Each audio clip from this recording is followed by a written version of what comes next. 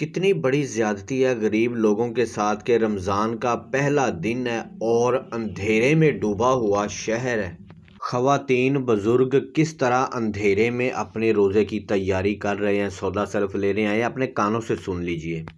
सब 200 ही पाऊंगे। ये अंधेरे में डूबी एक दूध दही की दुकान है। अभी आपको दूसरी दिखाता हूँ जहाँ पे लड़ाई हो रही है।